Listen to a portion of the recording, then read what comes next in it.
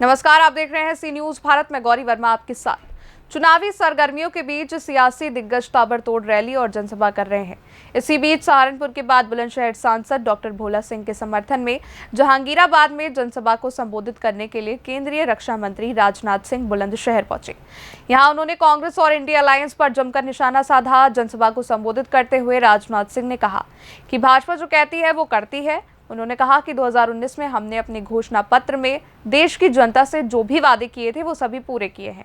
14 में हमें जनादेश मिला, 19 में जनता ने और बढ़ चढ़कर आशीर्वाद दिया।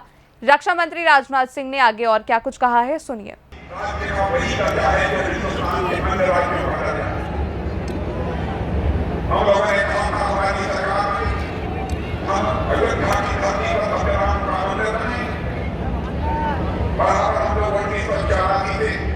यही नारा लगाते थे हमारे विरोधी, ये कहते थे यह भाजपा वाले जनता की आंखों में धूल झोंक रहे हैं। जब भी चुनाव आता है तो कहते हैं रामलला हुई, मंदिर यही बनाएंगे, लेकिन तारीख नहीं बनाएंगे। लेकिन ऐसा जो कुछ भी हमने कहा था तो करके दिखाया है। और 22 जनवरी को रामलला अपनी झोपड़ी से निकलकर आकर अयोध्या में अपने महल में बैठ चुके हैं। बहनों भाइयों, मैं समझता हूं कि राम राज्य का इतिहास ऐसे रहनी चाहिए।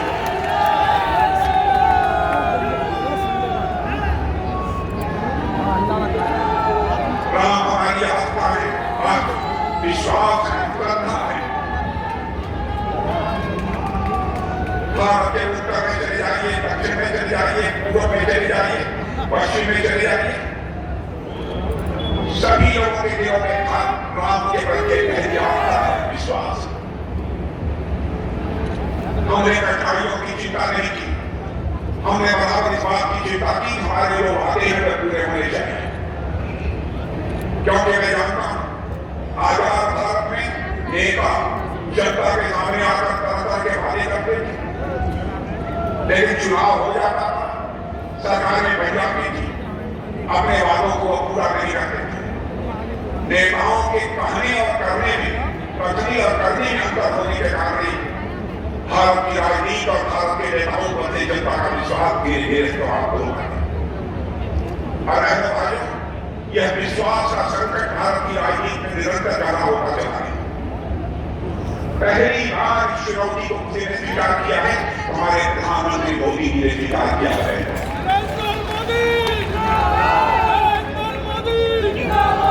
देश की जनता भी समझने लगी है, ये लोग जो कहेंगे वो करेंगे। हम लोगों ने कहा था हम आएंगे, नागरिकता का कानून पास करेंगे, यहाँ पर हिंदू मुस्लिम का लोग खेल खेलेंगे। भाइयों, जितनी हमने राजनीति की है, समाज को बांट कर कभी राजनीति नहीं की है। हमने हिंदू मुसलमान ईसाई इस आधार पर बांट कर हम लोगों ने राजनीति नहीं की है।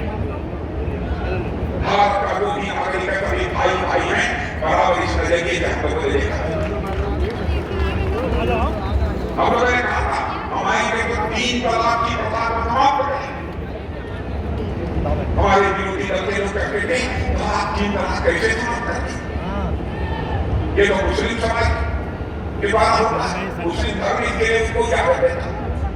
बहनों भाइयों, मैं तो टूट शब्दों में कहना चाहता हूँ, कोई भी माँ हो, बहन हो, बेटी हो, चाहे वह हिंदू धर्म की मानने वाली हो, चाहे इस्लाम धर्म को मानने वाली हो, चाहे यहूदी हो, चाहे ईसाई हो, चाहे कोई भी, हर वह बेटी बहन और मां हमारी बेटी और बहन है। बहनों भाइयों, इस तरह के हम लोग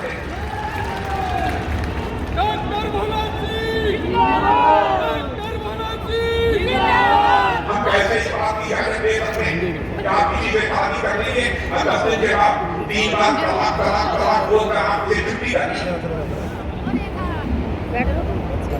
यह हमारी कृत्य कम जब भारतीय जनता पार्टी कई विचार नहीं कर सकती, सरकार बने या न बने, सरकार भाड़ में जाए आपको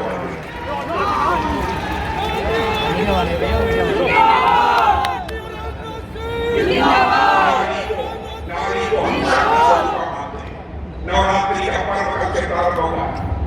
शक्ति की हम लोग पूजा करते हैं। यह हमारा भारत का चरित्र है। हम लोगों ने कहा नागरिकता कानून समाप्त कर देंगे, कर दिया क्योंकि हम लोग कहते हैं कि हिंदू मुसलमान के बीच हम नफरत पैदा कर रहे हैं।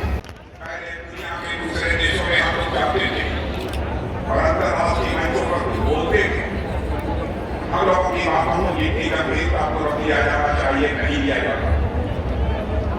लेकिन आज दुनिया में किसी भी देश में हम जाते हैं, किसी भी मंच पर यदि हम बोलते हैं तो सारी दुनिया कान खोलकर सुनती है कि भारत बोल क्या रहा है।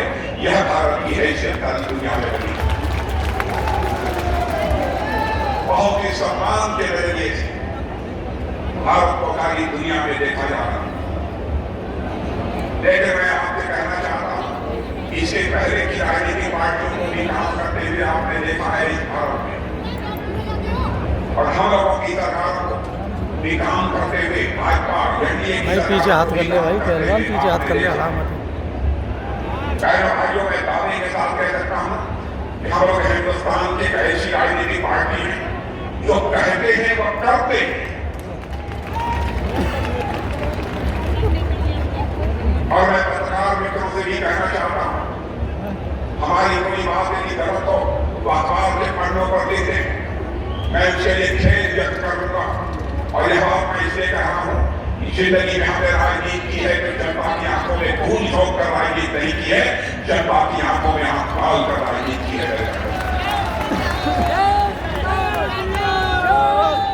हमने अपने घोषणा पत्र में जो कुछ भी कहा, जब भी चुनाव आया, मैं आपको याद कराना चाहता हूं 2014 में भी अपने चुनावी घोषणा पत्र में जो भी वादे किए थे हम लोगों ने अक्षरशः अपने वादों को पूरा किया। उस समय 2014 में भारतीय जनता पार्टी का राष्ट्रीय अध्यक्ष मैं ही था। बार बार मोदी जी मुझसे यही कहते थे, राजनाथ जी आप ये देख लीजिएगा कि चुनावी घोषणा पत्र में कोई ऐसा वादा न हो जिस वादे को हम पूरा न करते। अरे चिंता की 2019 में भी जब घोषणा पत्र बनने लगा तो उन्होंने कहा कि घोषणा पत्र कमेटी की अध्यक्षता कोई करेगा तो राजनाथ सिंह करेंगे। और 2024 में भी जब घोषणा पत्र बन रहा है तो उसकी अध्यक्षता मैं ही कर रहा हूं। हमारे प्रधानमंत्री बराबर इस बात के लिए सजग है, जो कुछ भी घोषणा पत्र में कहा जाए उसका अक्षरशः पालन यह होना चाहिए। अब मैं आपको याद दिलाना चाहता हूं, हम लोगों ने अपने चुनावी घोषणा पत्र में कहा था जिस दिन हमको संसद के दोनों सदनों में स्पष्ट बहुमत मिल जाएगा, 370 जैसे जम्मू कश्मीर को विशेषाधिकार प्राप्त है, हम उसे चुटकी बजाकर समाप्त करेंगे। और बहनों भाइयों आपने देखा कि हमने सरकार बनने के साथ चुटकी बजाकर। बुलंदशहर से सी न्यूज संवाददाता अदनान इबाद की रिपोर्ट। इस रिपोर्ट में बस इतना ही। देश दुनिया की बड़ी खबरों के लिए आप देखते रहिए सी न्यूज भारत।